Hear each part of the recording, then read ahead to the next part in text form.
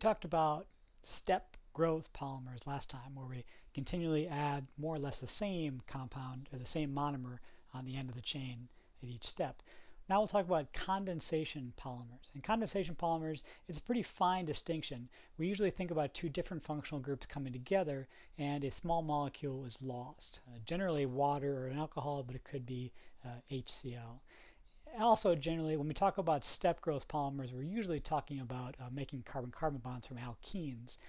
Here, we're often talking about making bonds between carbon and hydrogen, or carbon and oxygen, or nitrogen, so making esters or amides. So let's start with amides. So the two most important kinds of polyamides are nylon and polypeptides, or proteins. And so these are pictures of them. This is nylon 6,6. It's the most common kind of nylon, but by no means the only.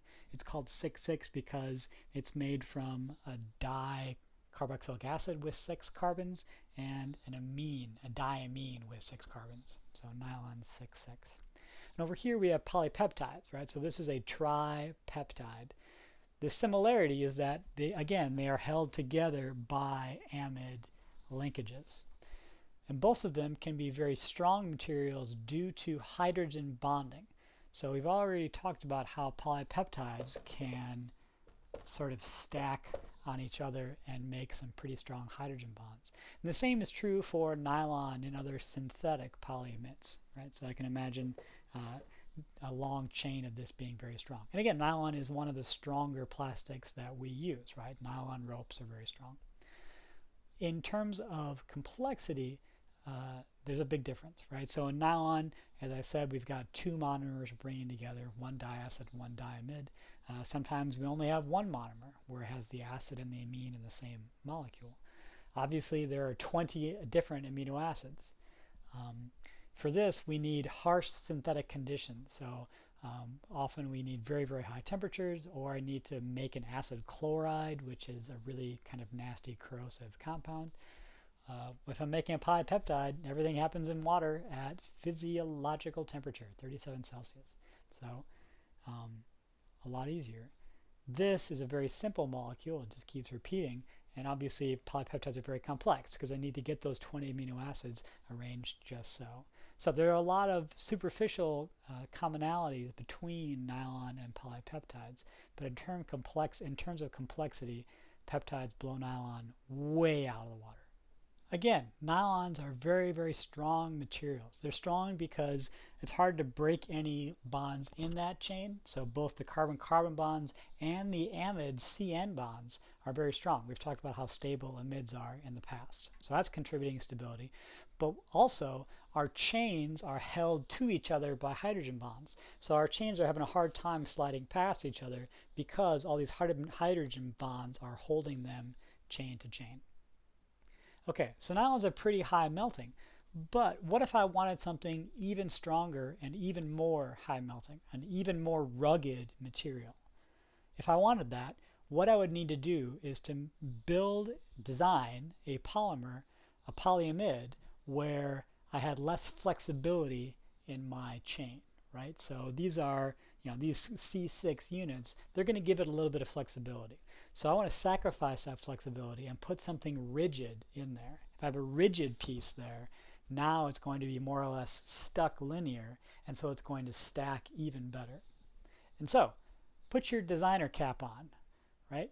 If you were to build your own amide and put a different functional groups, say here and there, how would you build it? What would it look like? You should stop it here. Stop the video here, scribble something out, and see if you can independently design a bulletproof polyamide. One way to make this rigid might be to just make this into a para-substituted benzene ring, right? Benzene's a lot less flexible than a C6 chain.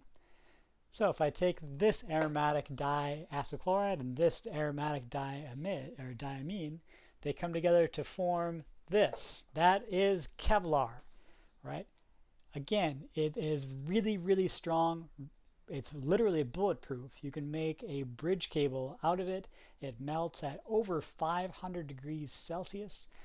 It is an amazing material, and it's that strong because A, the bulkiness of these benzene rings more or less enforce it to be linear, right? It's not going to be much kinks in the chain.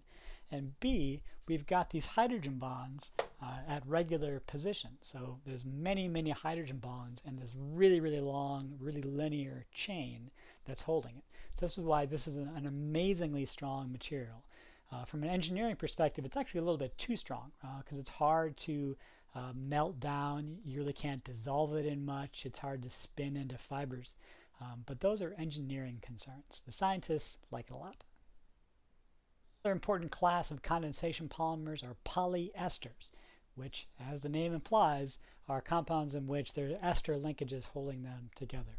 Probably the most common polyester by weight made is PETE, or PET, polyethylene terephthalate, made from dimethyl terephthalate and ethylene glycol. And again, I can't say it enough. Do not drink this. It's poison. Anyways, these things react together. This is a transesterification reaction if you really need to classify it. And do you? I don't know.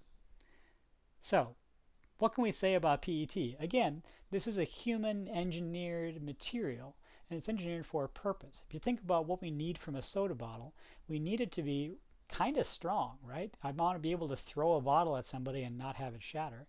And I want to be able to throw it in my truck or to put it on the train, and it needs to be pretty rugged. So I need it to be light but strong, and I also need it to be flexible, right? Again, I don't want it to be brittle or to crack. And so we can see how engineers try to build in both strength and flexibility. This piece gives you strength. It's rigid. This piece gives you flexibility.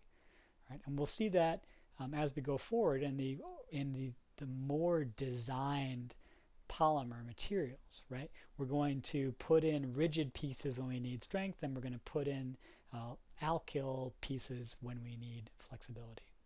One nice thing about PET is how easy it is to recycle, right? So as you know, we can hydrolyze amides pretty effectively in either acid or base in water. And so PET, we can get these monomers back in pretty high yield, which is a good thing.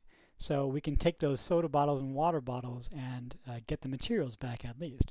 We'd love to be able to do what we do with glass bottles, which is to just boil them in water, sterilize them, and refill them. But it turns out we can't sterilize PET because its glass transition temperature is 75 Celsius, which, if you're paying attention at home, is less than 100 Celsius, which is where water boils. So unfortunately, we're not going to be able to sterilize PET in boiling water or an autoclave or something like that. And so we're not going to be able to just recycle bottles like we used to do with glass bottles. We're going to have to recycle it by busting it up. Here's another cool and important polyester. So start with propylene oxide, which is very cheap and a commodity chemical. If I find a cool organometallic catalyst, I can insert carbon monoxide into that ring, get a beta-lactone, which I can then open up under acid conditions to get this polyester. The cool thing about this polyester is that it's biodegradable. It's actually made by some bacteria in nature, and so those bacteria can also break it down as well. And so a lot of our green initiatives are trying to see where we can take non-biodegradable polymers, like the rest of them, particularly PET and polystyrene, where we can take those out of systems and put this in. The main thing that's keeping these biodegradable polymers from finding more use is simply cost, right? So will people spend an extra $1 on shampoo if their shampoo bottle is biodegradable? Will they spend $2? What if the bottle just doesn't feel exactly like they're used to other plastics feeling, right? So the market is really in control of a lot of these things right now. And so polymer scientists are still working to making a true drop-in alternative to non-biodegradable polymers where hopefully the consumer won't tell the difference. Here's another important functional group, the carbonate. Polycarbonates are very, very strong materials. The most popular polycarbonate is Lexan or plexiglass. That's made from this monomer, which again you can tell by the rings, it's pretty stiff. We react it with essentially a diacyl chloride. This is called phosgene. Is it a war gas? Yeah, it's a chemical weapon. It's a World War I chemical weapon. But let's just assume that our engineers have solved that problem and that we can use it safely. These two react together to give this material, right? So this is a very, very stiff, very strong, not very flexible material called Lexan or plexiglass. Bulletproof glass windows are plexiglass. It also has found really wide use in water bottles and even baby bottles. And that proved to be something of a problem. So when you're designing a plastic for rugged use like that, baby bottles, water bottles, then you might want to consider adding some plasticizer to give it just a little bit of flexibility so it doesn't crack. Plasticizer early on was just a little bit of excess monomer. So some of this would be trapped in the material, it wouldn't polymerize, but it would also prevent chain-to-chain crystal formation, I guess. And so it was used as a plasticizer and worked okay.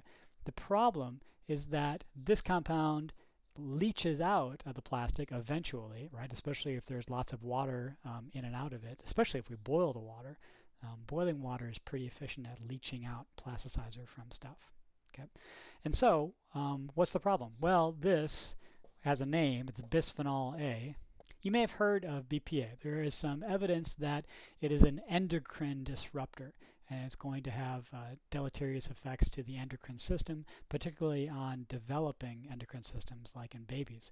And so we would really worry about having a baby bottle made of plexiglass if this BPA is going to leach out.